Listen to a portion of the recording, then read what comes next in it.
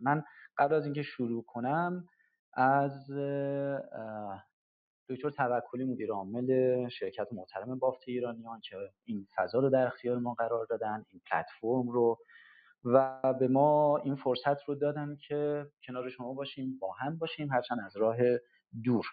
و امیدوارم که بتونیم، یعنی در واقع این سری برنامه رو مستمر ادامه بدیم و از توش شده حتی 2 تا نکته 3 تا نکته هم در بیاد برای ما کافیه.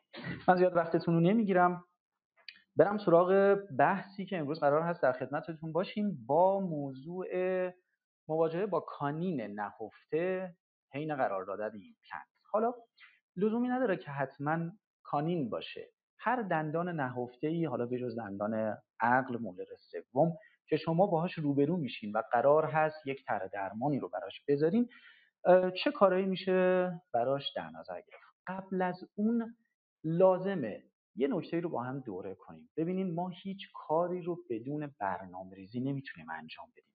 یعنی عملا شما برای اینکه یک پروسه درمانی رو شده با حتی یک دندان نهفته خیلی ساده پیش ببرین، باید یه سازماندهی فکری پشتش داشته باشین. یعنی عملا مثل اون قضیه میگن درخت تصمیم گیری. این درخت تصمیم گیری رو ما برای کانین نهفته اول شروع میکنیم، میگیم وقتی یک کانین نهفته جلومونه یا یک دندان نهفته جلومون هست، من میخوام با اون چه کار کنم، چه دیتایی رو از اون نمای کلینیکی بیمار جلومه دیگه و از اون رادیوگرافی میتونم در بیارم.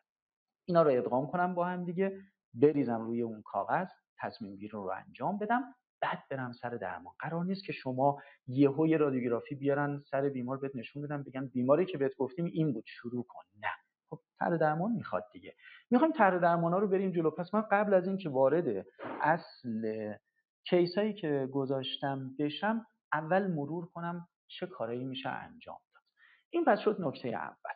بریم جلو. من با اجازهتون بلند میشم که روی خود این تصاویر هم کنار هم دیگه اینا رو مستقیم ببینیم. امیدوارم دید خوبی داشته باشید. داستان کانین نهفته این هستش که شما اگه قراره یک تصمیم گیری براش بکنین، اول باید 3 تا نکته با دیدن یک دندون نهفته تو ذهنتون بیاد. نکته اول چیه؟ من دندون نهفته رو هیچ وقت بهش فکر نمی کنم اول میخوام خارجش کنم. بهش فکر میکنم اول میتونم تکونش بدم، بیارمش تو قوس، یعنی برم دست به دامن درمان ارتودنسی بشم، ارتو به من کمک کنه، دستشون رو ببوسم که آقا میاین این کارو برای من انجام بدین. اگر این باشه چه بهتر. یعنی دندونی که مال خود فرد هست رو من اصراری به خارج کردنش ندارم. الان هم همین داستان رو دارم. پس اگه نگاه کنین توی این 3 تا آیتم قرمزی که من براتون گذاشتم، آیتم اول این هستش که آیا من پتانسیل حرکت رو روی این دندان نهفته میبینم یا نه. گاهی من صاحب نظر نیستم، یعنی کسی که ارتو میکنه، حالا همکار دندانپزشک متخصص ارتودنسی، اون به من دیکته میکنه، میگه آقا جان تو این رو اکسپوز کن، من آپرایتش میکنم، من میارمش بیرون، من میبینم که این پتانسیل حرکت رو داره. پس خواهش میکنم اولین نگاهتون به پتانسیل جابجایی این دندان برای آپرایت شدن باشه. اما نگاه دوم چی هست؟ من هنوز نرسیدم به اینکه میخوام ایمپلنت بذارم. نگاه دوم به وجود پاتولوژی اطراف اون هست. یعنی اینکه اصلا این دندان چه تو بخوای حرکتش بدی چه نه، چه بخوای ایمپلنت بذاری چه نه، خودش به تنهایی وجود خودش میتونه در آینده مشکل ایجاد کنه یا اصلا همین الان مشکل داره. در واقع من میخوام پاتولوژی کاندیشن این دندان رو بررسی کنم. اینم اوکی؟ بریم گزینه سوم. همه اینا رو دیدیم. حالا شما اجازه داری برای بیمارت به منظور تعیین موقعیت دقیق در استخوان آلوولار یا قسمت‌هایی از استخوان فکی سی بی سی تی براش تجویز کنی. من یه وقتی مریض میاد مثلا نگاه میکنم میبینم که آقا توی این پانورامیک اصلا این کانینه کاری با من نداره، من دلیلی برای خارج کردنش نمیبینم، پس اصلا سی بی سی تی نیاز ندارم، جزئیاتی ازش نمیخوام، در یک نمای پانورامیک به من در اون اطلاعات کامل رو میده. پس من نمیرم سراغ درخواست سی بی سی تی قبل از اینکه بدونم اصلا میخوام چه کار کنم. اگر لازم شد، مثلا میخوای خارجش کنی، میخوای بدونی دقیقاً در تماس با دندان مجاور هست یا نه، میخوای ایمپلنت بذاری تو اون ناحیه، میخوای ببینی آیا لازمه کامل خارجش کنی حتی یا نه. ببین همه اینها میبرد سراغ چی؟ پوزیشن دقیق یک دندان نهفته در استخوان آلوئل. بریم جلوتر. یه ذره این رو کوچیک‌ترش کنم. خب اوکی، بریم جلوتر. اینجا رو نگاه کنیم. من توی این موضوع این اسلاید میخوام برسم دقیقاً به داستان پاتولوژی هایی که داره یا اینکه طرف مستعد بروزش هست. این تصویر رو نگاه کن. شاید توی اون نمایی که خودتون روی اسلایدهای شیر شده داریم بهتر ببینید، اما من میام اینجا روی این قسمت یه چیزایی رو نشون میدم. به عنوان مثال الان توی این تصویر من یک دندان لترال رو اینجا دارم که یک زایعه پری اپیکالی دور این ناحیه ریشه وجود داره. ضمن این که خود کانین توی این ناحیه هم یه پوسیدگی داره. بنابراین عملا شرایط پاتولوژیک به من داره میگه آقا مهم نیست الان تو میخوای ایمپلنت بذاری یا نه، مهم نیست تو الان میخوای حرکتش بدی یا نه، اول بچسب به شرایط موجود. من دارم میبینم این زایه پری اپیکالی که توی دندون لترال کنار این وجود داره هر آن ممکنه هم خودش رو از بین ببره هم منتقل بشه به دندون مجاور.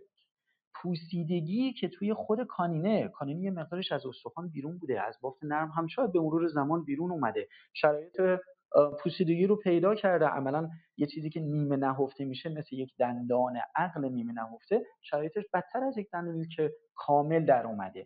من رو داره توجیه میکنه، میگه آقا جان من اگه همین الان هم پاتولوژی نداشته باشم مستعد بروز اون قضایای پاتولوژیکش هستم. یعنی یه پوسیدگی معمولی که میتونه به شما یک انتقال التهابی رو انجام بده، یک زایه پری اپیکالی بعداً حتی در انتهای این کانین درست کنه و شرایط رو برای ادامه درمان شما حتی سخت‌تر کنه. پس من باید قبل از این که برم سراغ طرح درمان دقیق پاتولوژیش رو هم بررسی کنم. این تصویر رو من عملاً اینجا اومدم براتون بولد کردم. یعنی شما از نظر پاتولوژی داریم میبینیم که دو تا قسمت داره به من دیکته میکنه. من یک زایعه در مجاور این دارم، یک پوسیدگی که من رو مستعد زایعه آینده هم میکنه. خب پس من تا اینجا به این موضوع رسیدم که من عملاً باید برای کار خودم 3 تا کاتگوری رو باز کنم: پتانسیل حرکت، شرایط پاتولوژیک و وضعیت دقیقش در استخوان آلوئولار. بریم یک کیس رو با هم دیگه شروع کنیم. من میخوام طرح درمان‌های مختلف رو برای این کانین‌ها با کیس بهتون نشون بدم. بریم یک کیس رو با هم دیگه شروع کنیم. این تصویر رو نگاه کنید. میگم امیدوارم توی اون چیزی که شیر شده برای شما کیفیت‌ها خوب باشه، دیده بشه. عملاً من روی این نشون بدم براتون، شاید اینجوری واضح‌تر بشه. ببینین یک دندان کانین نهفته‌ای اینجا هست، روی این تصویر بهتر. موقعیتش رو ببینین. این موقعیت اون کانین نهفته است. اینجا هم اگه من بخوام بکشم میشه تقریباً تو این محدوده. فرض بر این که من این 3 تا آیتم رو میخوام روی این بررسی کنم. یک، میگم پتانسیل حرکت. متخصص ارتودنسی، همکار دندانپزشک، کسی که به من ریفر کرده، دوباره ازش میپرسم این امکان حرکت داره؟ فرض کن میگه بله، خیر. اگه بله پس اصلا کار من نهایتا میشه یه اکسپوژر برای این. اگر خیر برم سراغ این که آیا با من کاری داره که من بهش کار داشته باشم. یعنی چی؟ به فرض این که شما الان اینجا بخوای ایمپلنت بذاری یا اصلا بخوای اینجا یه بریج روی نشون میدم، یه بریج دندانی روی این قسمت اضافه کنی، هر کدوم از این گزینه‌ها که جلوی روی شما باشه باید نگاه کنی کاری به درمان تو داره یا نه. به عنوان مثال من اینجا اصلا نمیخوام ایمپلنت بذارم، دنبال یک بریج دندانی هستم، آیا این تداخلی با کار من داره؟ میای تو این گزینه. اون تداخل کی اتفاق میفته؟ بله، وقتی که شرایط پاتولوژیکش خوب نیست یا مستعد یک داستان پاتولوژی در آینده است. پس من نیازی به یک بررسی دقیق دارم. آیا این مستعد یک تغییر پاتولوژیک هست؟ مثلا آیا فولیکولی که دور این دندان بوده بیش از حد وسیعه؟ یک فولیکول وسیع بیش از تقریبا 2 میلیمتر طرف مستعد یک پاتولوژی در آینده میکنه. بنابراین من حداقل باید بتونم یه دسترسی به اون فولیکول پیدا کنم، به تاج اون دندون پیدا کنم. پس اگر حتی کاری با من نداشت، من شرایط پاتولوژیکش رو باید چک کنم. نگاه میکنم توی این کیس به عنوان مثال میخوای بریج بذاری، اوکی، اصلا این پاتولوژیک نداره، کاندیشنش خوبه، پس چیکارش داری؟ چرا اصرار داری درش بیاری؟ یا حتی میخوای ایمپلنت بذاری، من میگم که بریم ابعاد استخوان رو بزنیم، میرم سراغ تعیین موقعیت دقیقش درون استخوان آلوولار. به من میگه آقا جان تو اینجا عرض استخونیت خوبه، ارتفاعی که اینجا میتونی ایمپلنت رو بذاری خوبه. نمیدونم چرا این تصوره هنوز وجود داره، ایمپلنت 12 میلیمتری، ایمپلنت 13 میلیمتری، ایمپلنت 15 میلیمتری. ما استانداردمون در اغلب موارد ایمپلنت 10 میلیمتریه. در نواحی مولر در اغلب موارد قطر 4، یعنی خیلی کم پیش میاد من برم سراغ یه ایمپلنتی با قطر 5، با قطر 6.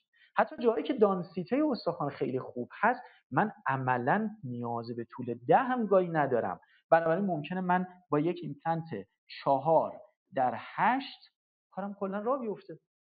تموم شد. پاتولوژیک داشت؟ خیر. امکان حرکت داره؟ خیر. طرح درمان موقعیت دقیقش رو در بیار، تداخل با ایمپلنت تو داره؟ خیر. ایمپلنت تو بذار.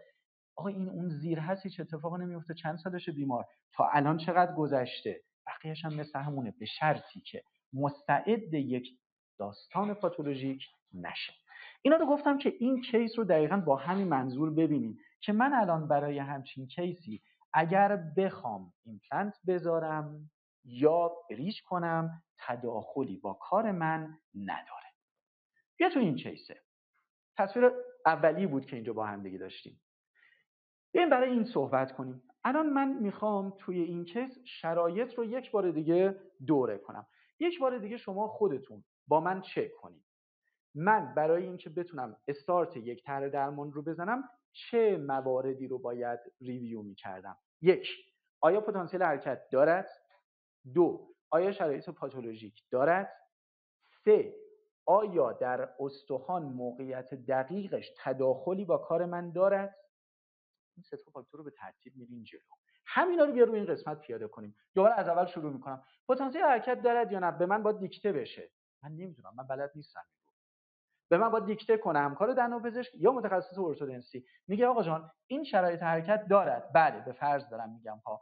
اگه شرایط حرکت دارد اوکی، شما فقط کافیه این رو برای من اکسپوز کنیم. حله. من برای اکسپوز کردنش اینجا اصلا بحث شرایط پاتولوژی دیگه مطرح نیست. من دارم اکسپوز میکنم، دست میزنم پاتولوژیکش رو هم شاید بتونم حل کنم. میرم سراغ اینکه موقعیت دقیقش کجاست. چرا مهمه؟ من بی‌دلیل نمیام این رو از باکال باز کنم. بی‌دلیل نمیام اینو از پالاتال باز کنم. لزوما نمیرم فلپ باکال و پالاتال رو به یه اندازه بزنم کنار، از مید کرستال برم تو. من دنبال موقعیت دقیقشم که حتی اگر قرار هست یک کانین اکسپوژر اتفاق بیفته، من ورودم رو از کجا انجام بدم. پس عملا توی یه همچین کیسی شما نیاز به یک مشاوره پیدا میکنی، بدونی قرار هست حرکتش بدی یا خارجش کنی. پس من مسیرم شد این. پتانسیل حرکتش رو چک میکنم، وضعیت پاتولوژیکش رو چک میکنم. اگه نیاز به مداخله دارم میرم ابعاد دقیقش رو توی استخوان آلوولار بررسی میکنم و حالا بر اساس ابعاد دقیقش در استخوان آلوولار تصمیم میگیرم، دیسیژن میکینگ میکنم برای اینکه مثلا میخوام ایمپلنتم رو بذارم چه کاری باید انجام بدم. آیا تداخل با کار من داره یا نداره؟ فقط اینا رو که گفتم باید یه فلش بک بزنیم به این گزینه اول. گاهی مریض شما دندانش پتانسیل حرکت دارد. اینجا رو ببین. اون کیس قبلی صحبت کردیم، گفتیم آقا من مشاوره گرفتم یا به من ارجاع داده شده، به من میگم که آقا اینو میتونی تو حرکتش بدی یا خودمون ما میتونیم ارتودنسی کنیم، آپرایتش کنیم، بکشیمش بیرون. میگم اوکی، حله. بیمار میاد، با هم شروع می‌کنیم صحبت کردن. بیمار تمایلش مهمه، یعنی این نیست که من اجبار میکنم به مریض میگم میخواید اینو خارجش کنی، آپرایتش کنی، میگه چقدر زمان میبره، میگه نمیدونم ارتودنسی چی میگه به شما، فرض کن اینقدر مقدار ماه، هفته یا سال زمان میبره. بیمار بررسی میکنه، میگه آقا من نمیخوام وارد پروسه ارتودنسی بشم، با اینکه شاید این گزینه از دید ارتودنسی گزینه بسیار خوب برای حرکت باشه. به من میگه آقا جان من تمایل ندارم، پیشنت پریفرنس من اینجا مهمه. میگه من نمیخوام اون زمان رو طی کنم، یا نمیخوام همه دندان هام رو اگه لازم باشه براکت ببندم، بیام سیم ارتودنسی بذارم، بیام اصلا طرح درمان‌های جدیدتر ارتو مثلا حالت نامرئی کار کنم، هر چیزی. نمیخوام طرح درمان ارتو رو نمیخوام. به فرض این مهمه برای شما که آیا با اینکه پتانسیل حرکت داشته حرکتش بدی، یا بری دوباره سراغ گزینه‌های بعدی خارجش کنی، یا طرح درمان ایمپلنتی براش بذاری. پس جدای از این قضایا یادتون نره به تمایل بیمار هم باید احترام بذاریم، اگرچه ما داریم به طور کامل توجیهش میکنیم. از اون قضیه بیایم بیرون، بریم سراغ این سمت تصویر من. یعنی من الان میخوام بیام با شما در این مورد صحبت کنم که اگر قرار هست مداخله کنم، روند 1 2 3 من تو مداخله چی هست. برگردیم تو این تصویر، نگاه کنی اینجا رو. من پرسیدم، همه این چیزها رو گذاشتم کنار، پاتولوژی رو بررسی کردم، امکان حرکت رو بررسی کردم. الان اومدم تو ابعاد دقیق.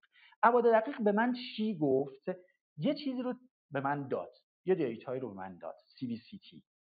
چی داره میگه؟ میگه مثلا فرض کنین این ابعاد دقیقی که شما دارید در موردش صحبت میکنی تداخل با گذاشتن ایمپلنت شما ندارد.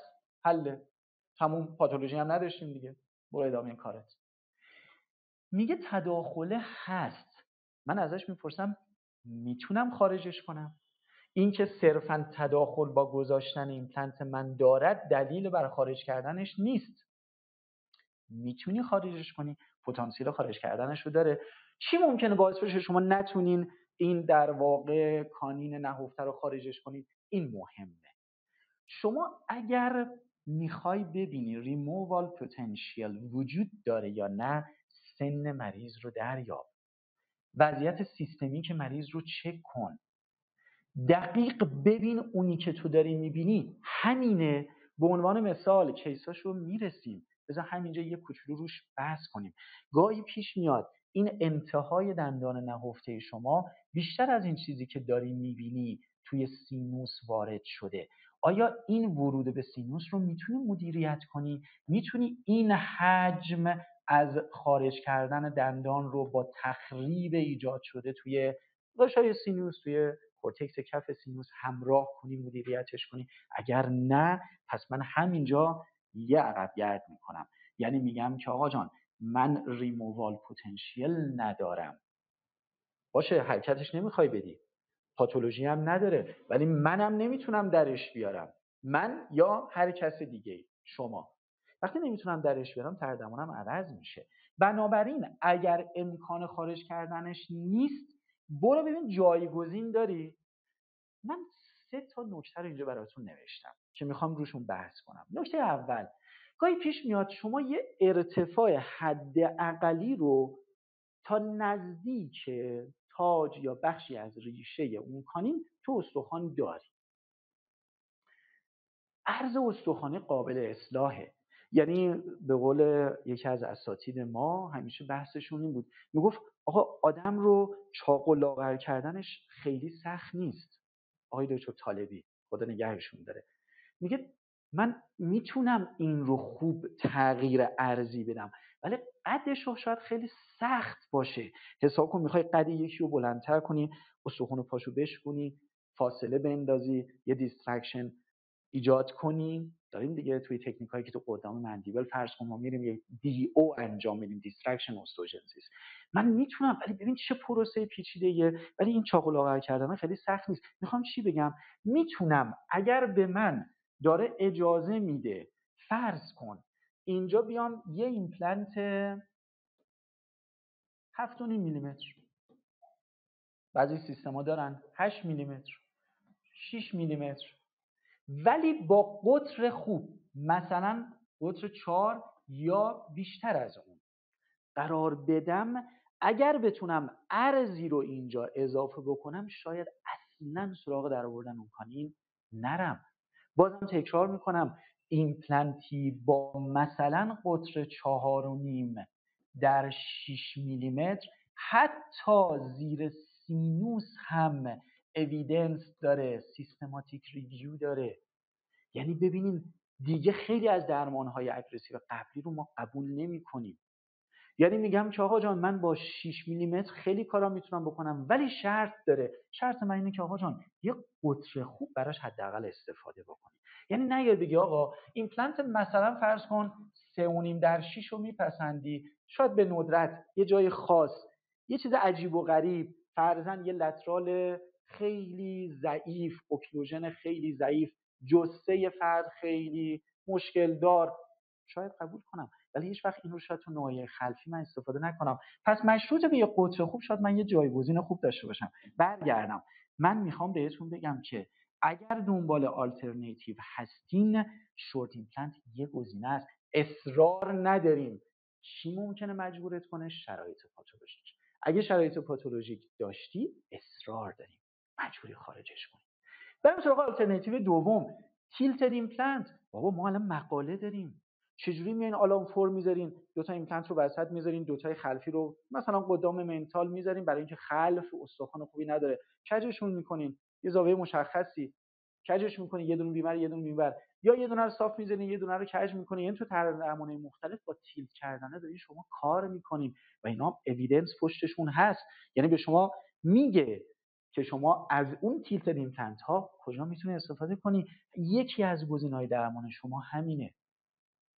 پس من دوباره از اول میخوام این قسمت رو تکرار کنم، جا بیفته این براتون، این خیلی مهمتر از کیس دیدن است.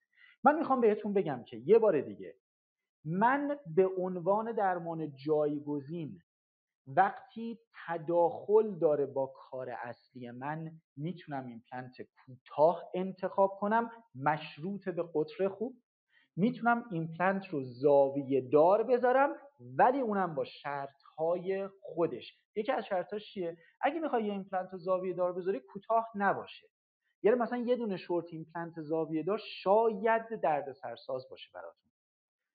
یا اگه میخوای ایمپلنت رو تیلتد بذاری توی یه ناحیه‌ای مثل کانین، یه دونه شاید جوابگو نباشه. یعنی چی؟ یعنی شرایط جوری فراهم باشه که مثلا تو همین تصویر شما اگه خواستی تیلتد بذاری، فرض کن یه دونه رو اینجا تونستی قدامش جا داده بذاری، یه دونه دندون لترال، موقعیت لترال ایمپلنت گذاشتی، 3 رو نمیتونیم ایمپلنت بذاریم، 4 رو هم طرف فرض کن نداره، ولی عین همین تصویر به فرض من اگه بخوام این رو هم استریت بذارم نمیشه، میام این یکی رو زاویه دار میذارم، یه دونه رو فرض کن صاف گذاشتم، یه دونه رو تیلتد گذاشتم. من با این کارم اون بریج سه‌بعدیه رو برای این تامین میکنم. شما با انگل اباتمنت ها اینجا میتونین به خوبی تا یه زاویه مشخصی. پس ببینید دو تا شرط رو برای تیلتد در نظر بگیرید. اولا توی شورت ایمپلنت ها برای تیلتد خیلی مراقب باشین و دوم تیلتد رو تکی به ندرت انجام بدین.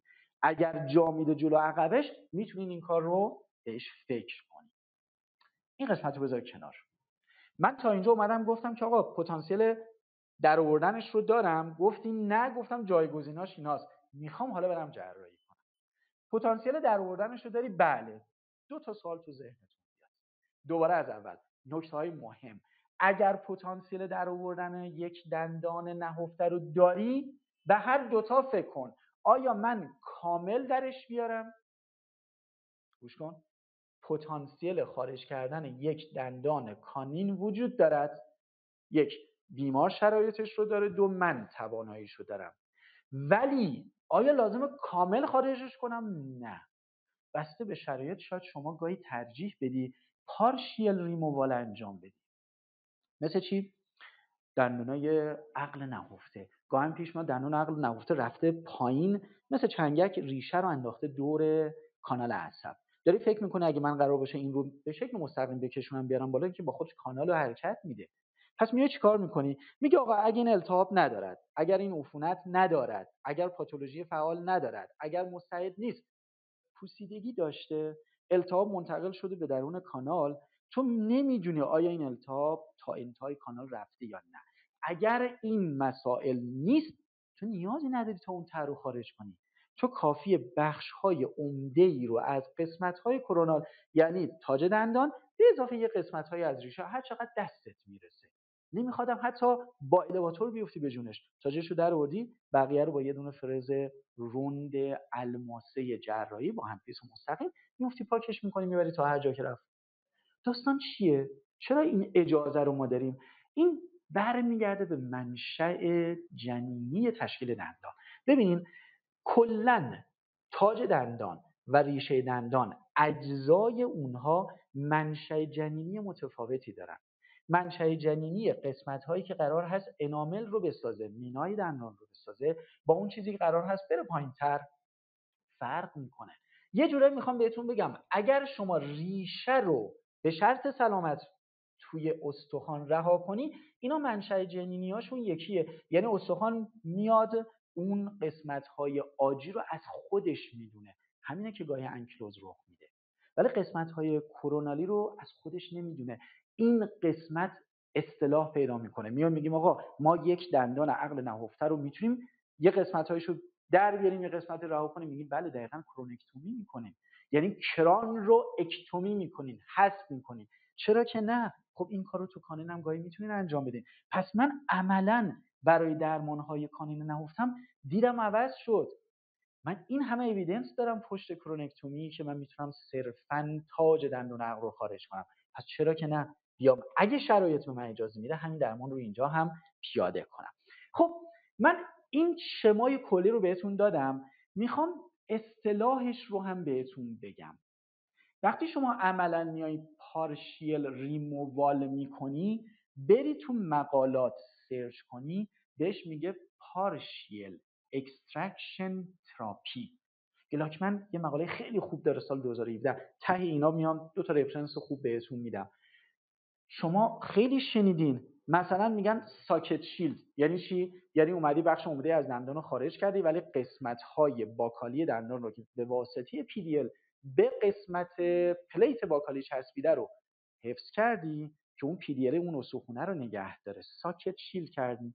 خب یه طرح درمانه، حالا بعضی دوست دارن بعضی نه، یه طرح درمانه. این مقاله دقیقاً داره همینا رو توضیح میده و عنوانش هم میشه همین، partial extraction therapy. پس من برگردم، partial extraction therapy برای کانین نهفته هم میتونه مطرح باشه. وقتتون رو نگیرم، برم سراغ کیس. یک کیسی رو با این شکل و شمایل داریم. دوباره برگردم از اول شروع کنم مسیر رو رفتن. یک، پتانسیل حرکت دارد؟ بله خیر. مثلا به من ارجاع داده شده که آقا این پتانسیل حرکت ندارد، برو سراغ خارج کردنش، برویشش. من میخوام خارجش کنم. پاتولوژی دارد یا ندارد؟ اگه داره حواسم به پاتولوژی هم باشم، من که دارم اینترونشن جراحی رو انجام میدم، پاتولوژی رو حذفش کنم. اوکی، رسیدم مرحله آخر، ابعاد دقیق میخوام. CBCT باید به شما از 2 تا نمای این قسمت رو بده. یکی کات هایی که به شما میاد کراس سکشنال زده میشه، یکم میاد نمای اکزیال میده، انگار داره از بالا نگاه میکنی. هر دو تا این قسمت ها کمک کننده است. من وقتی به این تصویر نگاه میکنم در موقعیت ابعاد دقیق، یعنی در واقع اون اصطلاحی که اینجا من دنبالش میگردم آلوالار پوزیشن، من باید ببینم روی کردم از کدوم سمته، از باکال، از پالاتال، یا بعد از میکروستال برم. تو CBCT داره کاملا به من نشون میده این رو که آقا این دندان نهفته‌ای که تو داری پالاتالی نهفته شده. این پالاتالی نهفته شدن یعنی آقا تو اصراری نداری از باکال فلپ بدی، حتی فلپ باکالی رو بلند هم نیاز نیست بکنی. خیلی وقتا برو از پالاتال قشنگ بزن کنار. و تو پالاتال یه خوبی ما داریم، ما بین فاصله فلپ یعنی بافت نرم و استخوان جزء حیاتی خاصی نداریم، هرچند تو بافت نرمه. یعنی اگه فلپ رو فول تیکنس بزنین تا مید پالاتال میتونی راحت بیارین کنار. به اون ته که نمیخوای بری به منشأ یا اوریجین اون گریتر پالاتین دست بزنی، خیلی عقب پشت مولر دومه.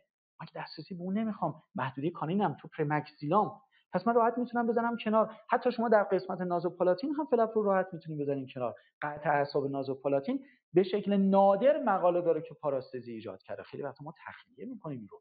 خلاصش موقعیت دقیق داره به من اشاره میکنه که آقا ورودت باید از کجا باشه؟ از پالاتال. بیا تو این تصویر همین رو با هم دیگه درمانش رو شروع کنیم. من الان مسیرم این شد: یک، قدرت حرکت ندارد، ارتودنسی انجام نمیخواد بده. یا تمایلش رو نداره. 2 نیاز به خارج کردنش دارم، پاتولوژی خاصی هم نداره. تداخل با گذاشتن ایمپلنت یا حالا مثلا فرض کن درمانی مشابه اون رو هم دارد. میخوام ایمپلنت براش بذارم، بیمار تمایلش به اینه. میگیم خیلی خوب، من میخوام این رو خارج کنم، پس میرم روی کردم رو تعیین میکنم. از کجا میخوام وارد بشم؟ فرضاً از سمت پالاتال. اما نکته سوم یادت نره، اگه قرار هست اینو خارجش کنی، پتانسیلش وجود داره، میخوای کامل خارجش کنی یا به شکل پارشیل اکستراکشن تراپی انجام بدی. چی تعیین میکنه امکان تحرکش؟ یعنی چی؟ یعنی فرض کنین شما میای این فلپ رو میدی کنار. الان نگاه کنین، این دندون‌ها رو اینجوری بهش نگاه نکنین، اینا زیر روکش یک پارچه‌ای بوده. سمانی که اونجا بوده خیلی پخش شده سالها یا ماهها به همین شکل، یا شاید هم یه درمان موقتی روی این قسمت بوده و اینا بعداً اصلاح شده و مشکل خاصی هم ایجاد نکرده و تقریباً دندان‌ها هم قابل نگهداری بوده. نگاه کنین الان اینجا رو، من توی این قسمت دست گذاشتم روی این 2 تا نکته. گفتم پتانسیل حرکت دارد، گفتی بله. گفتم میخوای کامل خارجش کنی یا به شکل پارشل؟ گفتی به چی بستگی داره؟ گفتم بذار بریم جلوتر، یه بار دیگه توی این قسمت یه نگاهی بندازیم. آیا من میتونم این دندون رو بگیرم حرکتش بدم به سمت بیرون؟ یعنی چقدر من میتونم دسترسی ایجاد کنم برای گرفتنش؟ این که صرفاً تو به تاجش دسترسی پیدا کردی کافی نیست. چقدر فضا به تو میده برای حرکت کردنش، الیواتور انداختنش؟ یا انتهای ریشه کجاست؟ تو سینوس زیر ریشه بغلیه، با حرکتش اونها هم با هم دیگه در میان یا نه؟ از همه مهمتر وقتی شما میای این دندان رو با این موقعیت میبینی، تصمیم به حرکتش میگیری، میری فلپ رو باز میکنی، خوب نگاه کنی اینجا، دنبالش میگردی تو این ناحیه و پیداش میکنی، الیواتور رو میندازی کنارش، میبینی داره بازی میکنه، حرکت میکنه، یعنی خب انکیلوز هم نیست. و در اغلب موارد هم همینه. حتی اگر این رفته باشه به سمت سینوس یا به سمت ریشه مجاور، به خاطر اینکه اینا روشون فورس نبوده، تو اوکلوژن نبودن، عملا اینا مثل وایدنینگ پی دی ال های معمولی که شما یک دندان توی اوکلوژن از اوکلوژن خارج میشه وایدنینگ پی دی ال میده. وایدنینگ پی دی ال یعنی چی؟ یعنی بین اون دندان و استخوان آلوولار یه فاصله ایجاد میشه، گشادتر میشه اون فضا، پس خارج کردنش راحت تره. بنابراین چک میکنم، یعنی میام الیواتور رو میندازم، نمیرم اول تاج رو قطع کنم بگین آقا نه، طبق پروتکل به ما گفتن شما اول تاج رو قطع میکنین بعد میرین سراغ ادامه ریشه. آقا اصلا شاید نشد این دندون رو خارج کرد، زور الکی. من اول میخوام ببینم با گذاشتن الیواتور، چون تاج بودنش به من اجازه گذاشتن الیواتور رو میده، ببینم اول این تکون میخوره یا نه. تصویر قبلی رو نگاه کنم، شما اینجا هیچ ازش نمیبینی، فلپ رفته کنار، این تو این قسمت یه ذره فلپ بره کنارتر، یه ذره من با اون فرز هندپیس مستقیم الماسه‌ای که داشتم، فرز جراحی، یه ذره که روشو باز کردم دیدمش، الیواتور میندازم کنارش، میبینم داره کامل بازی میکنه. حالا چک کن آیا لازم هست برای خارج کردن این تاج اول قطع کنی بعد ریشه رو در بری؟ چون گاهی اینا زاویه‌شون جوریه، این تاج مثلا زیر دندون مجاوره، بخوای با هم درش بری دوتا خارج میشن. من میگم بذار من اول تاج رو قطع میکنم تا جایی که یه دسترسی بهم بده، بعد میندازم ادامه ریشه رو حرکت میدم، ولی اول اون حرکت اولیه رو قبلش دادم که چک کنم. این مرحله به مرحله خارج کردنش رو من دارم اینجا نشون میدم. نگاه کن، دونه دونه داره نشون میده به شما هر مقداری که من حرکتش میدم آیا گیر اضافه‌ای با دندان مجاور ایجاد میکنه یا نه بدون اینکه من تراش اضافه روی خود این کانینه داده باشم، من این رو اومدم خارج کردم. میخوام اینجا یه نکته ای رو بهتون بگم. معمولا من دیده میشه، نمیدونم چه شکلی هست، دید داره، معمولا شما برای یک کانین نهفته میخوای 3 حالت رو حساب کنی. اگر تو مسیرته، یه وقت آقا اون کانین رفته اون بالا خوابیده که اصلا تو مسیرمون نیست، ولش کن. اگر توی ریج آلوولار قرار دارد و تداخل با حرکت شما وجود داره، معمولا اینجوریه. ببین استثناء رو بذارین کنار، اول کلیات. معمولا اینجوریه اگر این ریج آلوولار باشه، اگه نهفتگی شما تو مقطع پالاتالی اتفاق افتاده باشه، شما اون قسمتی که خود تاج کانین حضور داره، این استخوان آلوولار شکل گرفته، ولی چون به سمت کرونال نیومده، استخوان آلوولار عرض کمتری میده. یعنی چی؟ یعنی به جای اینکه این شکلی باشه اینجوریه. یعنی شما وقتی باز میکنی درش بیاری، از این ناحیه داری خارجش میکنی، شاید خیلی نزدیک به کرونال نباشه مثل این کیس، ولی چیزی که اتفاق افتاده ریجالولار شکل نگرفته. بنابراین بعد از خارج کردن این تو اولین دغدغه‌ات باید این باشه حالا من درش آوردم با این عرض کم چه کار کنم. همین اتفاق اینور پالاتال بود. ممکنه برای اون داستان باکالی بودن رخ بده، یعنی اینجوری از باکال باشه. من دوباره میگم اینجا دندون تو این مقطع قرار گرفته، از باکال تو این ناحیه من راحت خارجش میکنم، ولی شاید اون عرض قسمت قله حالا کرست استخوانی من در قسمت بالا کرونال شاید عرض خوبی نداره. کدوم بازسازیش راحت تره؟ یعنی چی؟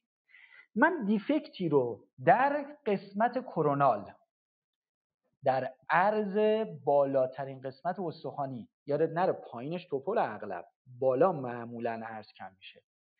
من دیفکت رو در پالاتال توی کرونال داشته باشم یا در باکال تو کرونال داشته باشم، کدوم بازسازیش راحت تره؟ از الان بریم توی این قضیه. خیلی ساده است. همیشه میدونین مشکل اصلی ما تو بازسازی‌های استخوانی چیه؟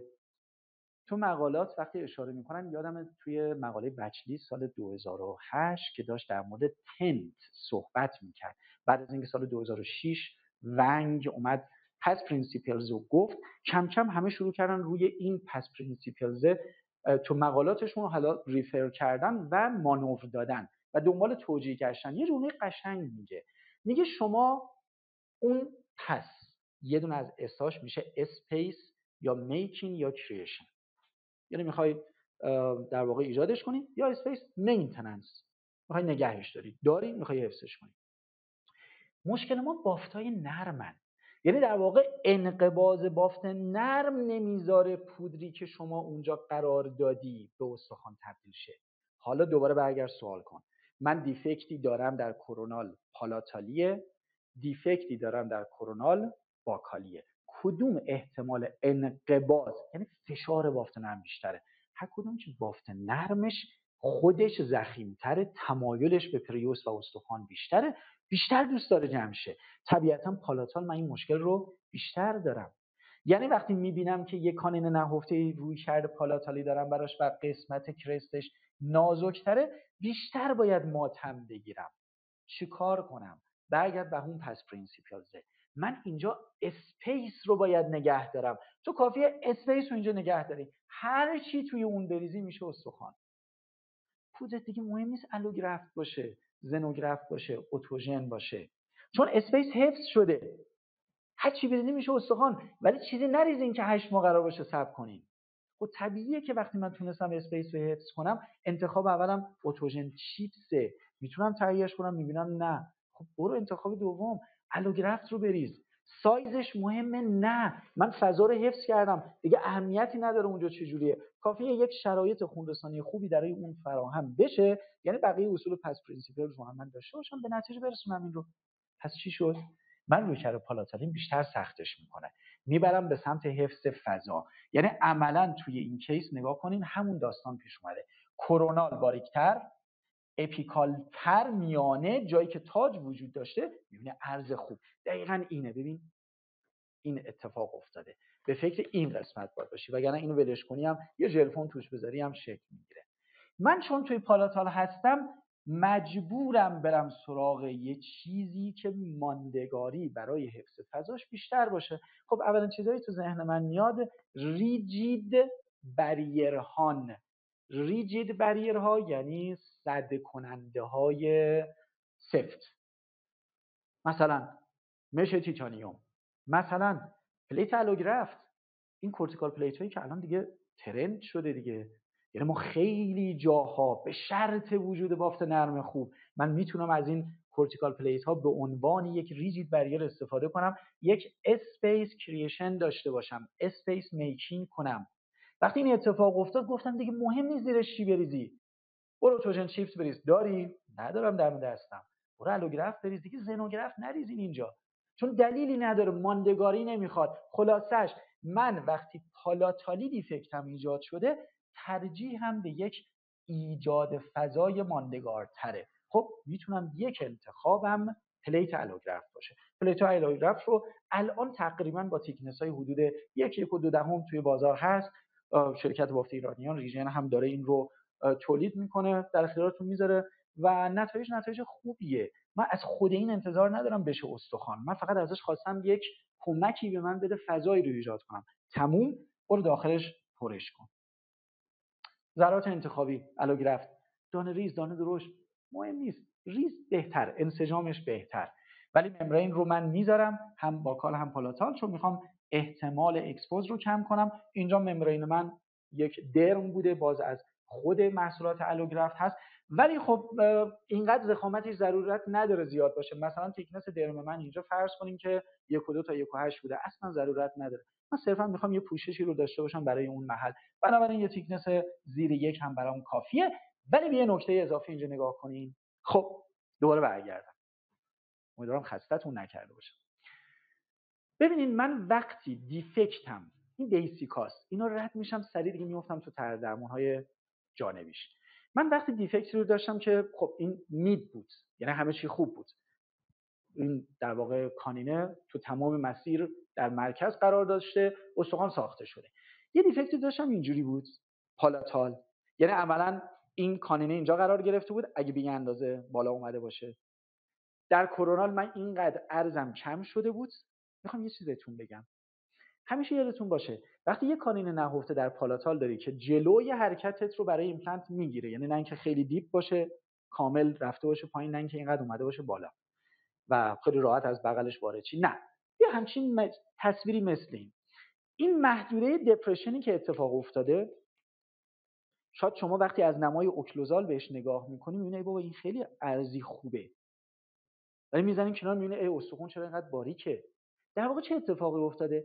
جایگزین اون استخوانی که در این قسمت بالا تشکیل نشده، شما بافت نرم داری، بنابراین عملا ریجی که میبینی اینه از نمای بیرون، ولی وقتی میزنی کنار اینه.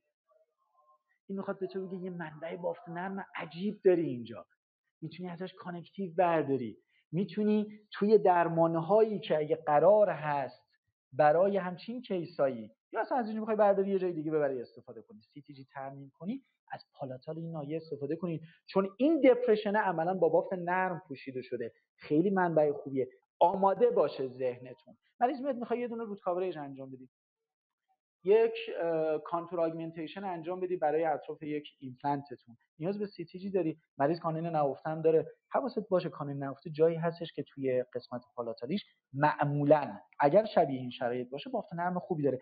من دارم از این استفاده میکنم. ببین یعنی چی؟ یعنی عملا میام به شکل پدیکل، بهش میگم تکنیک وی آی پی، vascularized interpositional preostal connective tissue graft VIPCT، واسکولارایزد پدیکل کانکتیو تیشو داره، پریوستال اینترپوزیشنال، یعنی از بیس قطعش نکردم میبرم میذارمش یه جای دیگه. من این رو هم میکشم میارم روی این. هیچ کاری که برای من انجام نده حداقل احتمال اکسپوژرم رو کم میکنه، طوری که ببینم کامل کشیدم آوردم بالا، چربیای ناحیه رو هم داری میبینی، دستش نکن وقتی که داری به طور کامل پدیکل جابجاش میکنی. نگین آقا به ما گفتن هر جا سی تی جی برداشتین چربیشو حذف کنین، اصلا نمیخوای که روت کاورش کنی، نمیخوای که از بیس کاتش کنی، بزن چربیه بمونه، خون رسانی که قطع نشده بذار بمونه، خودش یه فضایی رو داره ایجاد میکنه. اوکی، میام بالا، اینجا رو نگاه کن، خیلی جالبه. من حتی تلاش برای به هم رسوندن این لبه های فلپ رو هم نکردم. چرا؟ یک کانکتیو تیشوی خوب دارم اون وسط، این خودش ظرف چند روز شروع میکنه به گرفتن سلول های اپیتلیوم از اطراف، از لایه بازال و یک تکثیر اپیتلیالی روی این کانکتیوی که من دارم. پس عملا توی این کیس من وقتی برگردم چقدر صبر میکنم؟ حدوداً 4 ماه. نگران میشی که آیا نتیجه نگرفته باشی؟ 4 تا 5 ماه الوگرافت واقعاً بین 4 تا 5 ماه جواب میده. یعنی توی خیلی از موارد این رو یادتون باشه، توی خیلی از موارد الوگرافت در بازسازی‌های استخوانی، این که میگم توی خیلی از موارد استثناء، مثلا ممکن ورتیکال آگمنت ها باشن، در اغلب موارد الوگرافت در بازسازی‌های استخوانی بین 4 تا 5 ماه به نتیجه میرسه.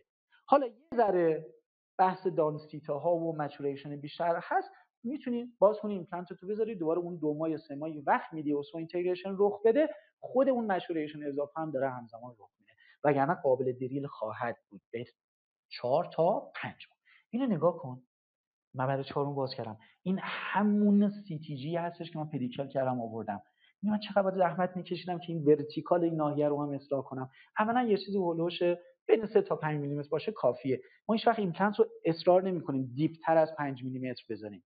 سعی کنین وقتی پلتفرم ایمپلنت رو تا مارژین بافت نرمتون از بیرون جایی که روکش میاد میخواین از نظر عمق ببینید چقدر بفرستینش پایین، سعی کنین نهایتاً 2.5 حداقل بره پایین‌تر، 3 ایدئال‌تر و بیشتر از 4.5 5 دیگه نشه، چون دیگه اون وقت بعدش داستان بهداشت پیش میاد.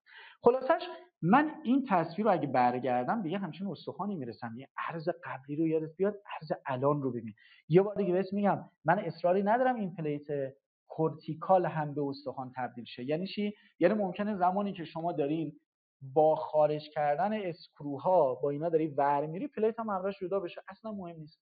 کار اصلیش این بوده که فضایی رو حفظ کنه و یک استخوان بسازه که برای من این کار رو انجام داده و در نهایت وقتی من ایمپلنت رو میذارم در موقعیت تقریبا ایدئال پروتزیش، چه بافت نرم خوبی چه کانتور خوبی، اینا همه مدیون اون کانکتیو است که همون رو من منتقل کردم تو باکال، دیگه نیاز به درمان اضافه‌ای هم وجود نداره.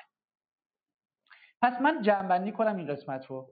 رویکرد شما در مورد آلوولار پوزیشن مهمه، میخواد از کجا واردت کنه و یادمون نره وقتی که یک ورود من مثلا از سمت پالاتال داره اتفاق میفته، احتمال این که نیاز به بازسازی داشته باشن در قسمت کرست زیاده و اگر این بازسازی رو بخوام خیلی وقتا با یک GBR کلاسیک انجام بدم شاید سخت باشه، شاید مجبور شم حالا زنوگرافت هم بهش اضافه کنم، شاید مجبور شم حداقل یه دونه اسکرو مثل پنت اونجا اضافه کنم. همین ها جواب میده و یا بهتر از اون برم سراغ ریجید بریرها. یا یه کیس دیگر رو با هم دیگه بریم. میخوام دوباره در مورد همون داستان موقعیت پالاتالی صحبت کنم. رادیوگرافی رو نذاشتم، مخصوصا میخوام برم توی خود تصویر کلینیکی ببینم چی پیدا میکنیم، دیتا رو از کلینیکش بکشیم رو. یه بار دیگه اینجا رو نگاه کن. من گفتم کانینه نهفته است، این تقور اتفاق افتاده. حالا همیشه این تقور جایی است که تو میخوای ایمپلنت رو بذاری؟ نه. چرا؟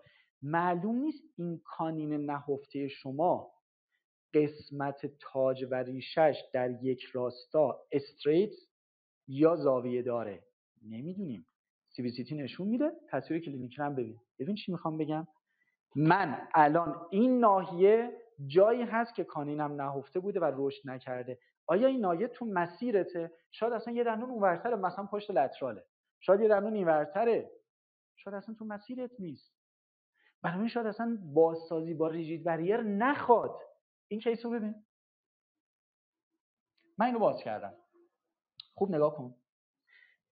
این بلومبه‌ای که اینجا هست نشون میده یه خبری زیرشه. ببین نمیشه ریج اینجوری بیاد اینجوری بشه، زمینی که در کرست هم نیست، میانه است، یعنی اینجا برجسته است. ولی اون قسمتی که عرض و کم کرده روی خودش شاید باشه. روی خودش چی داری؟ دندون رو داری. خیلی خوب، دندون که رشد کرده آلوولار هم با خودش آورده. بنابراین عملاً من اصلا نگران این نیستم. این پشتش به اندازه کافی خودش استخوان داره.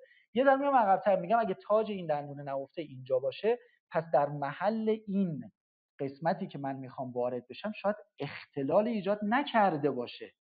نگاه کن اینجا رو. یه ذره استخوان کوچیک من ازش برداشتم، بهش رسیدم. یه همون جایی که توپل بود، پشت لتراله. عملاً خیلی نتونسته تأثیر منفی بذاره. یعنی در واقع رشدی که اتفاق افتاده، آلوولاری که اینجا رشد کرده، استخوان خوبی برای من ساخته. دیفکت، میخوام اینو بگم، دیفکت در محل دریلینگ زیاد نیست. دیفکت رفته به یه سمت دیگه. چه کمکی بهتون میکنه؟ اولا ممکن پروسه بازسازی تو عوض کنه. مثلا من میگم آقا عرضه خوبه، دیفکت هم منتقل شده به یه سمت دیگه. یک، بازسازی خاصی نیاز ندارم.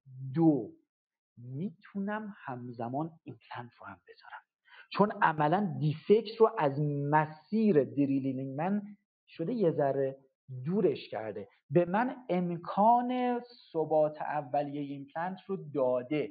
نگاه کن، این دندون با حرکت اول الیواتور من تکون خورد، دندون خارج شد، دیفکت این وره. در این محل هنوز کرست استخوان سالمه. نتیجه این هستش که من این دیفکت رو راحت میتونم مدیریت کنم، نیازی به ریجید بریرم ندارم.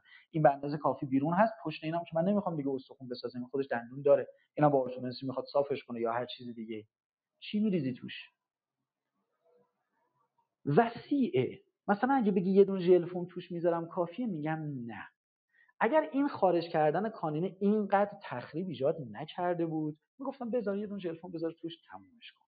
مثل یه ساکت دندونه مثلا، حتی کانین تعداد دیوارها زیاد، ولی وقتی اینقدر وسیع است پود رو بذار، ممبرین رو روش بذار. چه پودی؟ خب بازم ترجیح من به اینه یه چیزی که زود جذب باشه. من بازم تو این اصرار به زوموگرافت ندارم.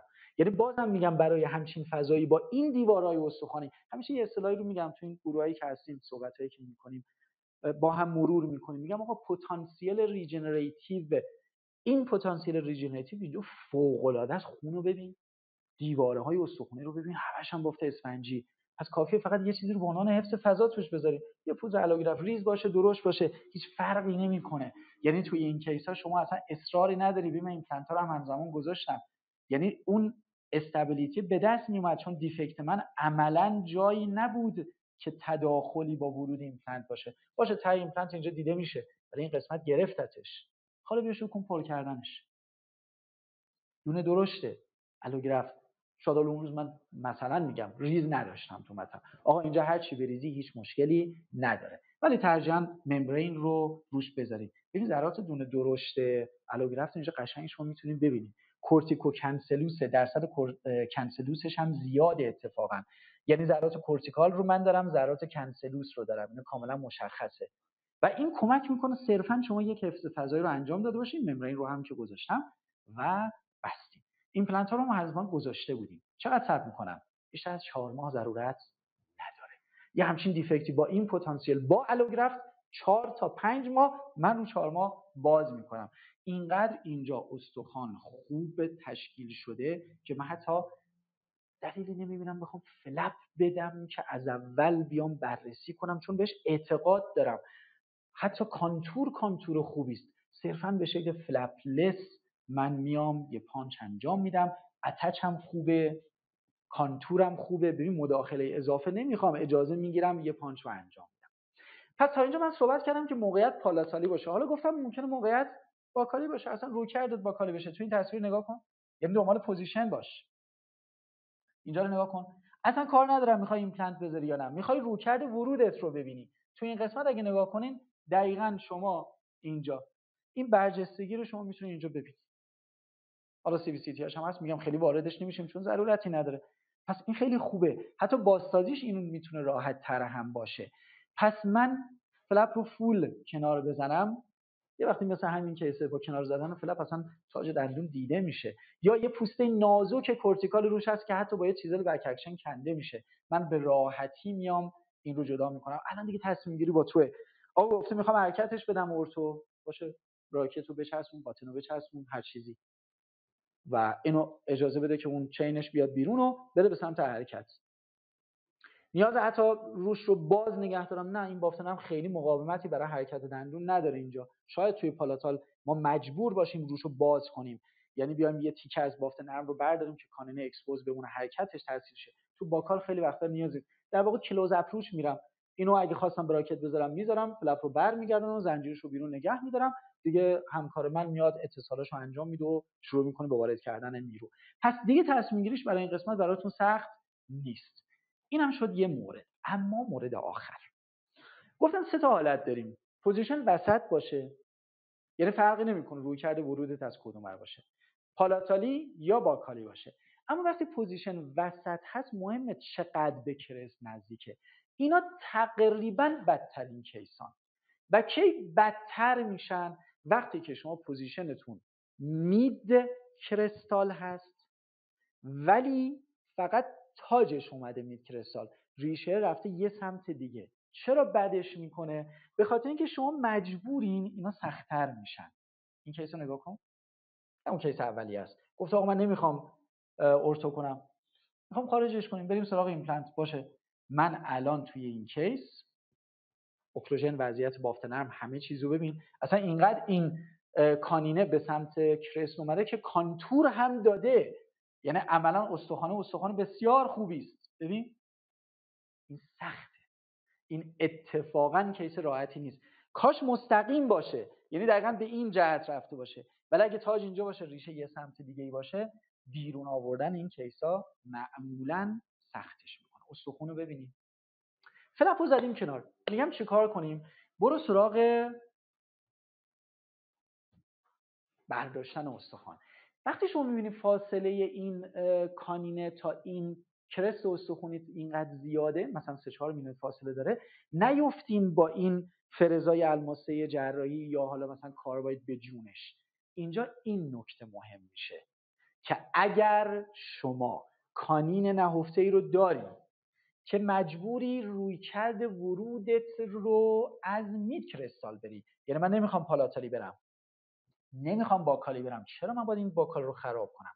اگر کانین رو نهفته دارم در مید کرستال و میخوام رویکردم رو از همون کرونال برم و نزدیکی اون تاج به کرست استخوان جوریه که یه قلمبه استخوانی بهت میده، بذار بهش بگم بلاک بهت میده، این رو بردارین، یعنی در واقع دورش رو خالی کنین، یه چیزی بندازین زیرش، اگه به اندازه کافی تا روی کانین تا اون مرز فولیکول رفته باشه دیگه زیرش چیزی نیست. فولیکول که بافت نرمه بندازی زیرش در میاد، این به دردتون میخوره. عملا این خودش بلاکه. اگه حتی نخوای جای پیچش بکنی، خودش بافت اتوژنه، میتونی با خورد کردنش، با میل کردنش یه سری بون پارتیکل های حدود 1 تا 2 میلیمتری براش درست کنی. من رسیدم به این تاج. و اگر تو تصویر رادیوگرافی نگاه کن، احساس میکنم بیرون کشیدن این کار من نیست، حرکت نمیکنه. گفتم بهت قبل از اینکه تاج رو قطع کنی یه الواتور توش بنداز. میبینم آقا من بخوام اینو تکونش بدم درش بیارم، باید یا این دندون رو فدا کنم یا این رو، یا برم از باکال یا پالاتال دسترسی از زیر ریشه ایجاد کنم، یا تو این خط باکال رو تخریب کنم. چرا آخه؟ من پاتولوژی دارم اینجا؟ نه. مستعد پاتولوژی فعلا نه. بخواد مستعد باشم از این تاجش شروع میشه که این فولیکولا آسیب بزنه. من چیزای مستعد پاتولوژی رو حذف میکنم، به گزینه درمانی دوم فکر میکنم.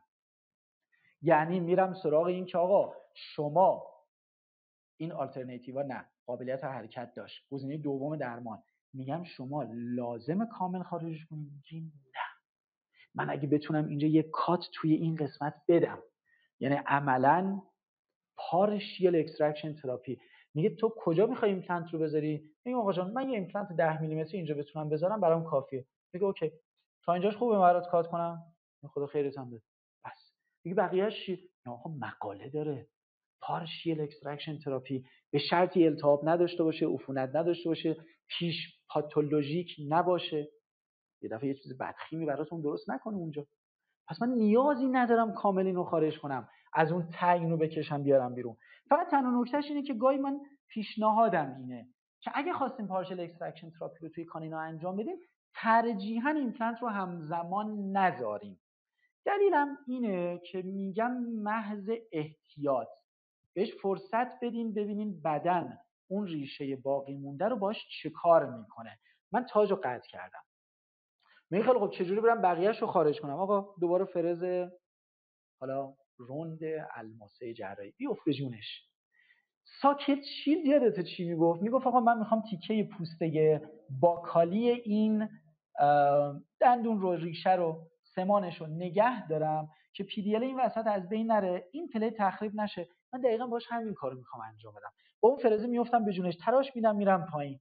اصرار ندارم خورد کنم تیکه در بیارم، وقتتو نگیر، تراش بده برو پایین، طوری که مسیرت رو برای ایمپلنت به شکل مستقیم باز نگه داری. اگه تونستی یه کوچولو نازکی هم از اون پوسته نگه دار. اصرار نکن، نشد ولش کن. من یه نکته رو یادم نره بهتون بگم، خیلی مهمه این حرکت نکنه ها، یعنی قابلیت حرکت نداشته باشه، وگرنه شما بیای لوزش کنی بعد شروع کنی به حذف کردن اون ته ریشه بازی کنی، حتما یه دردسری براتون درست میکنه. دارم میگم شرط این پارشل اکستراکشن تراپی اینه که اون دندون حرکت نکنه. من انداختم دیدم حرکت نمیکنه، دارم تراش میدم دوباره تلاش میکنم میبینم نه حرکت نمیکنه. هر بار چون ممکنه گاهی با این لرزش‌ها یه تکونی بخوره، هر زمانی دیدم حرکت میکنه یه چیزی میذارم توش میکشمش بیرون، یه پیچ یه اسکرو بناس تو این ریشه بپیچونش، اگه دیدی داره حرکت میکنه دیگه دسترسی ندارم، الواتور نمیره، بکشش بیرون. من مقداری که لازم هست رو خالی کردم، نمیدونم دیده میشه یا نه، این ادامه ریشه به سمت اون بره، یعنی عملا این تیکه های دور تا دور این رو من نمیخوام. آقا اینا تداخل ایجاد نمیکنه؟ نه، گفتم منشأ جنینی اون چیزی که از سیجه دندون به پایین هست با استخوان شما یکیه، بنابراین اینا همدیگه رو دوست دارن.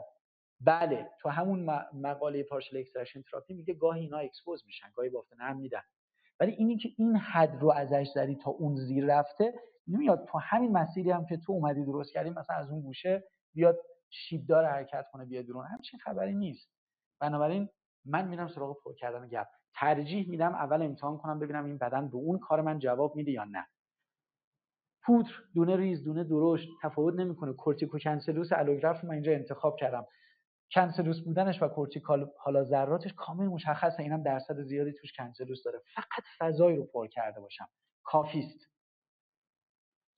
اون تیکه اوتوژنی که برداشته بودی رو بذار روش، یه ذره حرکتش بده، بازی نکنه. اگه به اندازه زیادی بزرگه باید پیچش کنه، اینجا نیازی نداره، تکون نخوره، سکستر نشه. و چون بافتش هم بیشتر اسفنجی بود خیلی سریع این وارد پروسه ریمودلینگ میشه. سوچور کردیم، بستیم، صبر کردیم، بعد از تقریبا اینجا از 4 ماه حتی زودتر هم میشه مداخله کرد، چون مثلا ساکت ها به طور معمول بین 2 تا 3 ماه براشون کافیه. بعد از اون مدتی که گذشت حالا برگشت. حالا نگاه کنید تصویر رو، ببینید چه تصویر قشنگی اینجا هست. الان نگاه کنید، این ته ریش است، هیچ اتفاقی هم نیفتاده. کنسلوس یا لاملار بون رو اینجا شما داری قشنگ میبینی، یعنی استخوان ساخته شده. و حتی اگر من بیام توی این تصویر ببین، به اندازه‌ای که تو مسیر من بوده، من تا اینجا میتونستم حذف کنم، کردم، چیزی ندارم، تداخلی نداره با کار من، منم دلیلی ندارم، اون کاری به من نداره، منم بهش کاری ندارم. فقط اینجا رو میخوام نگاه کنین، ببینین اون موضوع ساکت شیلدی که بهتون گفتم الان تو کات 5 اتفاق افتاده. یعنی عملا شما توی کات 5 میتونی یک حاشیه سفیدی رو اینجا دارم خط میکشم، از این ببینی، حتی تو این قسمت ببین بودنش، نمیگم همیشه بذاریم بمونه، اگه دیدی داره بازی میکنه درش بیار، مهم نیست. حتی یه قسمتی که داره میره به سمت ریشه، این ناحیه ببین، اینم ادامه اون ریشه که هست، تداخلی با کار من نداره، یعنی تو این مسیر دیگه نیست. و اگر هست پوسته‌ایه که دور تا دوره. باز شرط خواهش میکنم هیچ تحرکی نداشته باشد، موومنت نداشته باشد. ساکت شیلد میکنی فیل میشه. چرا؟ چون این تیکه سمانی که تو فکر میکرده پی دی ال رو نگه داشته بازی میکرده، بازی بکنه تمومه، حتما یه زایه اونجا برات درست میکنه، اصلا اکسپوز میکنه بافت تو. پس این درمان اینجا برای من، نمیخوام بگم درمان جدیدی است، ولی تو محدوده کانین های نهفته خیلی روش هیچ وقت بحث نشده، شاید به ندرت. الان بیارینش جزء درماناتون، با حفظ شرایط ایدئال این کار رو انجام بدین. اینجا باز بهتر نشون میده، کات 4 و 5 داره اون محدوده‌های سمان رو نشون میده، سمنتوم رو، و عملا استخون رو نگه داشته. ببین شاید اگه این قسمت رو محذف میکردم یه کلاپس هم میداد، ولی این اتفاق نیفتاد. فلپ رو که من میزنم کنار، عملا شما اون استخوانی که اونجا داری فوق العاده است. تا اینجا اوکی؟ یه مروری تو ذهنتون بکنید، در حد یک 30 ثانیه یک مروری تو ذهنتون بکنید، ببینید من به کجا رسیدم. خب بریم، خسته شدین، زیاد نمونده. فلپ رو بعد از اون مدت که من میزنم کنار، اینجا اینقدر استخوان خوب هست که من یک ایمپلنت با قطر خوب گذاشتم، با این حال 5 میلیمتر بون هم در باکالم هنوز هست و ایمپلنت هم کامل تو قوسه. یعنی اصلا این نیست که ایمپلنت من بیش از حد پالاتالی شده باشه، اصلا کاملا داره نشون میده این شیارهای مرکزی، دندون مجاور، این لبه این سایزال دندون کناری، کامل داره نشون میده، میخواد فلسفه اون پارشل اکستراکشن تراپی رو بهتون نشون بده. و مسیری هم که دارم و هیچ ریشه یا چیز پاتولوژیک هم دورش نمیبینم، اون ریشه هم برای خودش اونجا بمونه تا هر وقت که دلش خواست. برم سراغ کیس آخر. من چی گفتم؟ گفتم آقا شما اگر حرکت ندارین، ارتو نمیخواین بکنین، پاتولوژی رو هم چک کنین، نمیخوای مداخله کنی حداقل پاتولوژی رو چک کن، نمیخوای ایمپلنت بذاری باشه حرفی نیست، پاتولوژی رو هم چک کن. رسیدی به این که به هر حال مداخله جراحی رو فرضاً بهش فکر کنی، بیا اول نگاه کن پتانسیل درآوردن داری یا نداری، یه چیزایی اثر میذاره توی این پتانسیل درآوردن، سن بیمار، سیستمیکش و موقعیت دقیقش. الان توی همین کیسه نگاه کنین، عملاً این ایمپلنت شاید 10%، 20%، 15% توی سینوسه. سن بیمار من ایدئال نیست، سن بالاست، شرایط سیستمیک شاید خوب نیست. خلاصش من رو به این نتیجه میرسونه که آقا یا برم سراغ درمانهای آلترناتیو، شورت ایمپلنت بذارم، تیلتد بذارم، اصلا مداخله نکن آقا، ایمپلنت نذار، برو بریج بذار برای مریضت، یا برم سراغ درمانهای جایگزین، یا اگه میخوای خارجش بکنی میتونی کامل خارجش کنی، نه این شرایط برای من سختش کرده، باشه برو میتونی پارشل اکستراکشن تراپی رو انجام بدی یا نه. تو این کیس من چی دارم؟ اینو نگاه کن. بیماری هستش که اینجا دندان لترال و یه دونه پرمولر اول به هم وصل بودن، کانین نهفته بوده و اینجا بریج داشتیم، در واقع پونتی که من میشده محل کانین.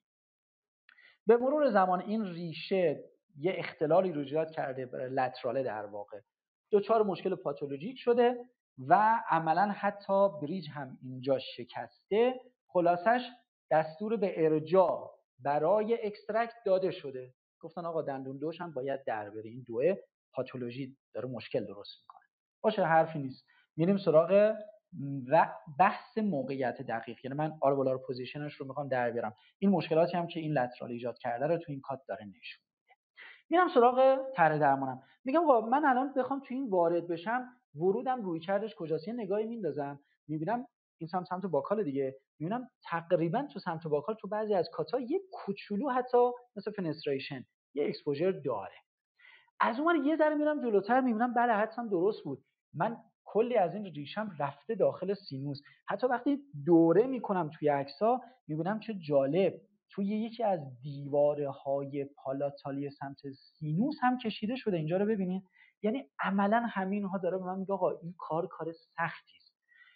بیماری که خانم مسنه، بیماری که سن ایج پاتولوژیک از نظر اینکه حالا تو محدوده وجود داره، لترال رو درگیر کرده، کانین و چی، بیماری که سیستمیک خوبی نداره، خلاصه تمایلی به اکسترکت نداره. من دو رو باید خارج کنم، این پونتی که 3 بود، اینم خود 2، اینم 4. یا نگاه کن اینجا رو، 2 خارج شد، ریشه قوی هم واقعا نداشت، یعنی به راحتی در اومده.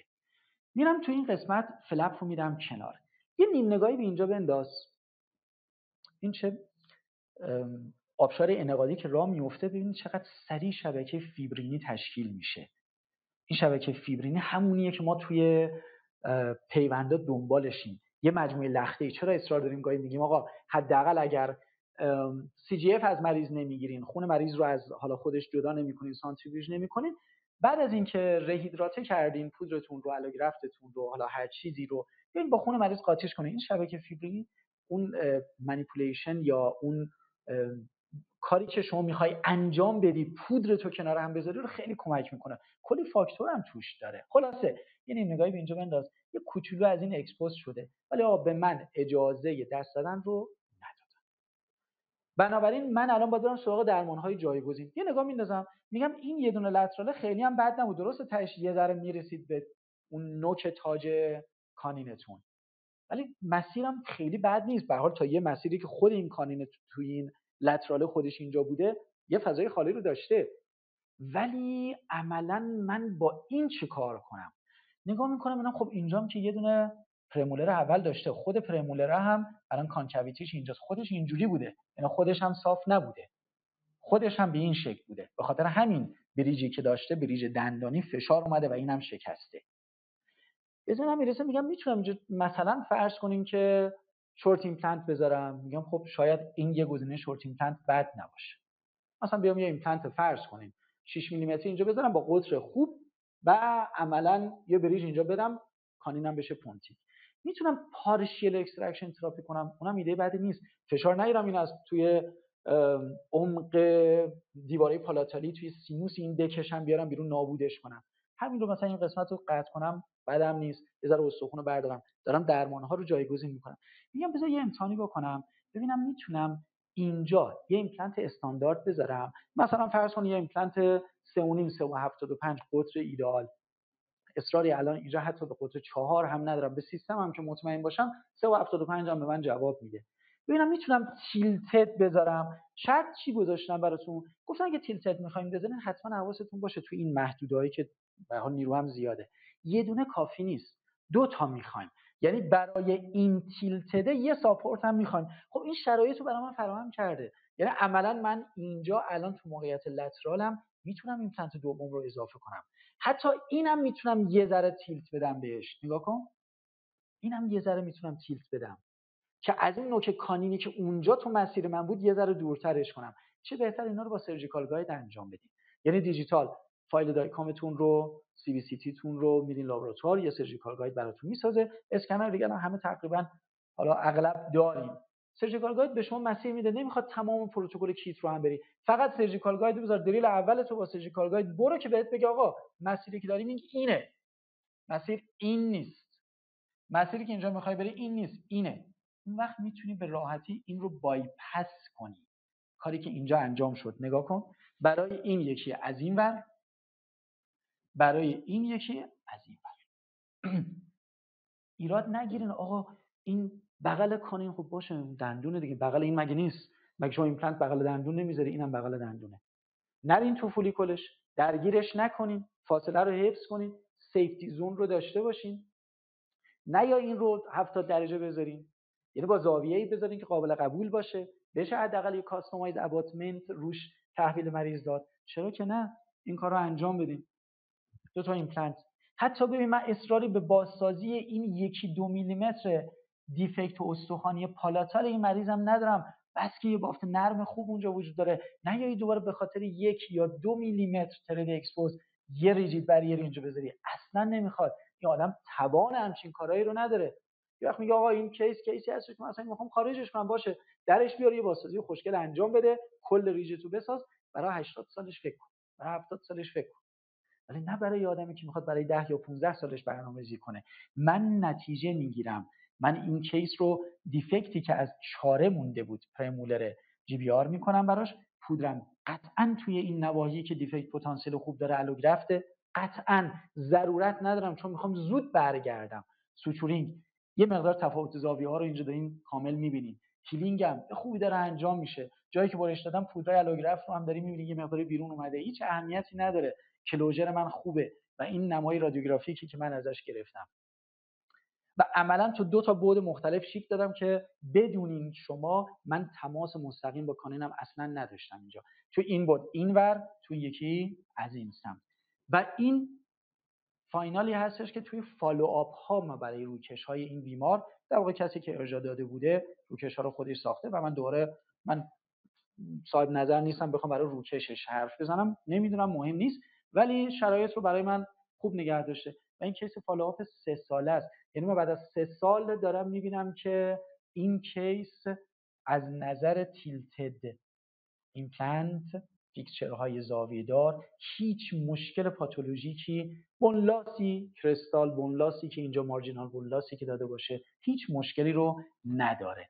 برم جمع بندی کنم.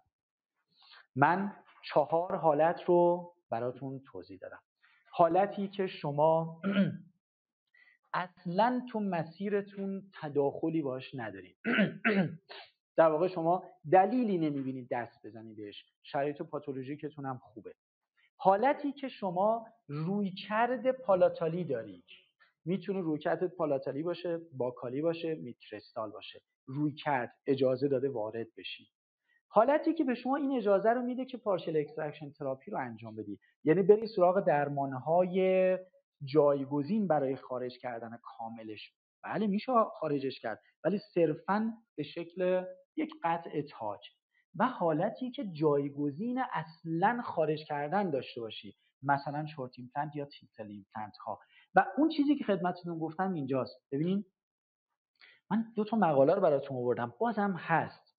یعنی الان مثلا مقاله گلاکمن رو که 2017 بود در موردش صحبت کردیم، پارشل اکستراکشن تراپی اصلا عنوانش همینه.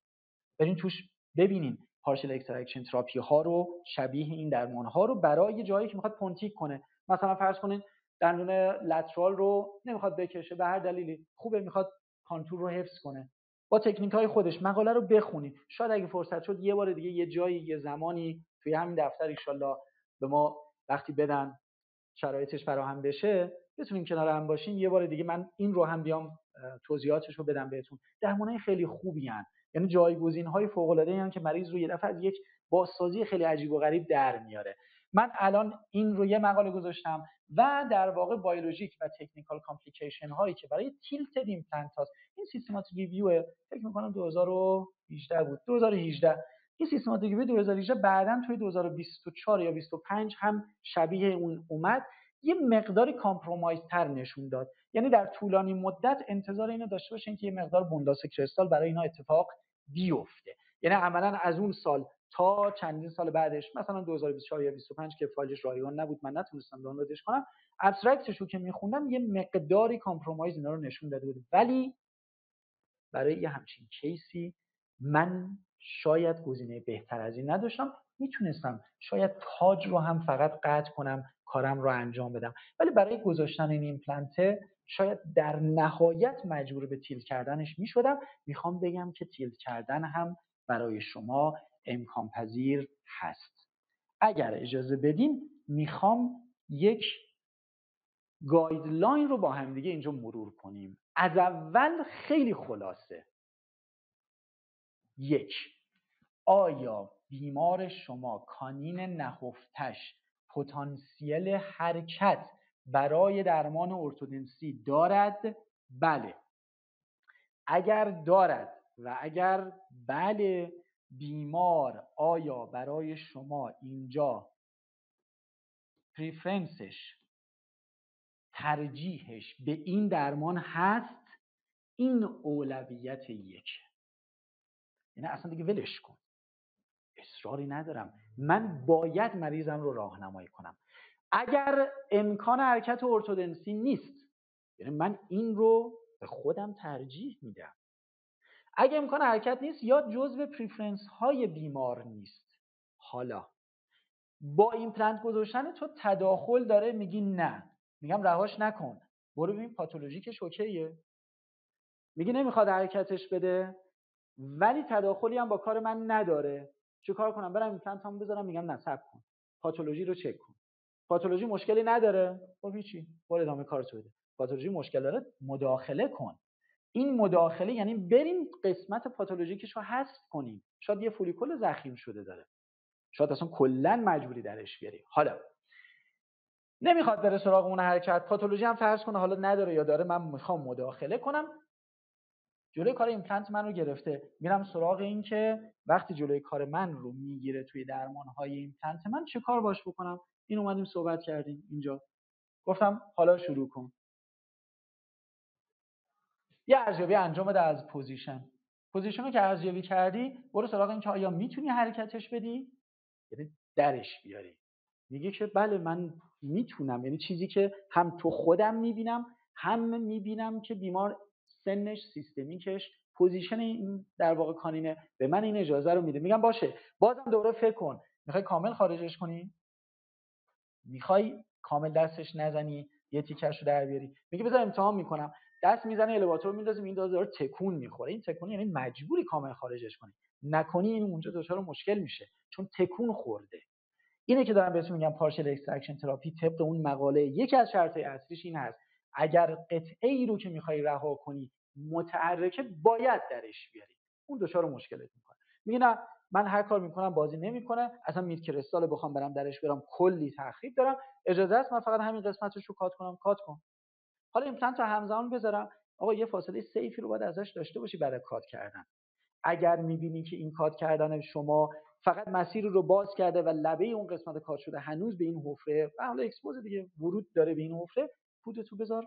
حالا گرفته دیگه، من نمیخوام اینجا زنوگرافت بذارم، پودتو بذار. حالا برای چی اوتوژن اصلا تو این بذارم؟ چرا برام مریض رو دستکاری کنم که اوتوژن بکنم براش؟ این فقط یه چیزی مثل ساکته. اگه میخوای جی بی آر کنی اونجا داستانش فرق میکنه. میگم آقا اون قسمت پارشل اکستراکشنت رو خارج کردی، حالا گرفت تو بذار، حالا اگه لازم هست این ممبرین روش بذار، صبر کن. 3 تا 4 ماه کافی است. یعنی در واقع ساکت برای شما تو 3 ماه دیگه استخوان میده. برگرد مداخله کن، 4 ماه برای الوگرافت کافی است. اگر میبینی نمیتونی خارجش کنی، حالا من میگم برو سراغ درمان‌های جایگزین. میگه چه کار کنم؟ میگم ببین میتونی شورت ایمپلنت بذاری. شورت ایمپلنت ها توافق معمولش میاد زیر 8 میلی متر. مثلا 7.5 الان شورت ایمپلنت حساب میشن، 6 شورت ایمپلنته. فقط یادت باشه گفتم مشروط به اینکه قطر خوبی رو تو بتونی براش در نظر بگیری.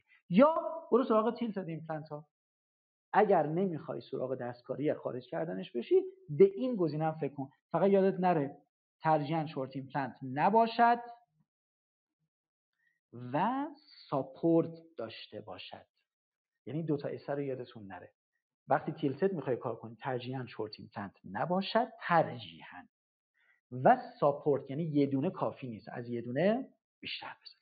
این شد تمام اون چیزی رو که دوست داشتم شاید به عنوان یک تجربه با هم پیش ببریم و مطلب زیاده دیگه، یعنی در حدی که ما بتونیم، نمیدونم چقدر طول کشید، چقدر زمان شد، در حدی که حالا این مدت رو کنار هم گفتم کمک کنیم به هم دیگه، با هم رشد کنیم، با هم فکر کنیم، چند تا مطلب رو اینجوری با هم دیگه یاد گرفته باشیم، شاید کافی باشه. سوال فکر می‌کنم چیزی مطرح شده.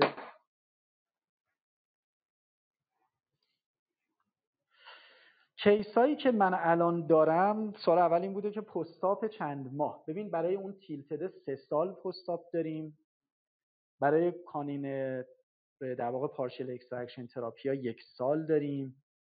خب تشکر کردم، من هم ممنونم از حضورتون. اگه حین اکس کانین کف سینوس یا بینی پرفوره بشه چجوری باید؟ ببینید دوستان، میگن اگه حین اکسترکت پرفوره شد، ببینید وقتی یه دندون نهفته هست و شما پرفوریشن داری، یعنی فاصلت تا اون محل پرفوریشن زیاد بوده.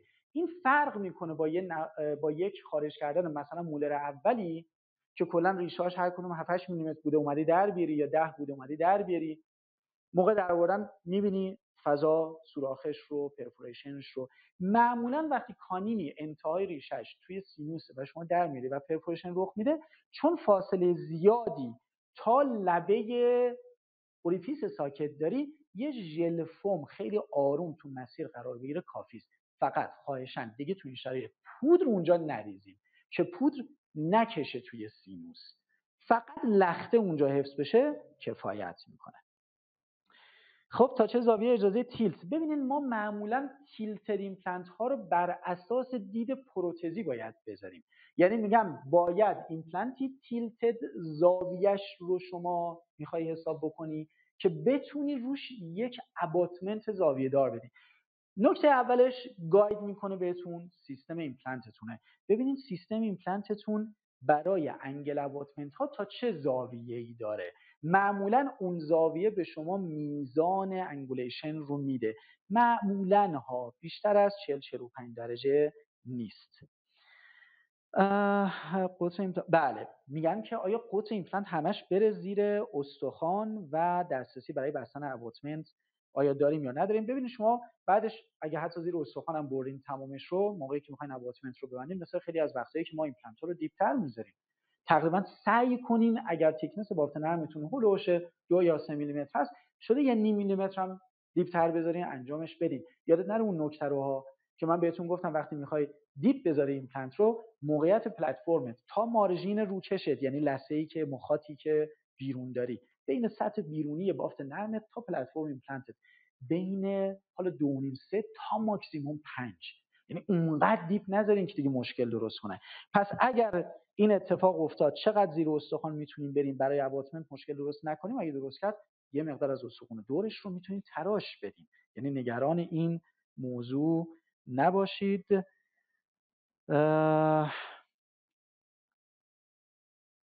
تشکرهایی که من رو خجالت دادین و ممنون از شما.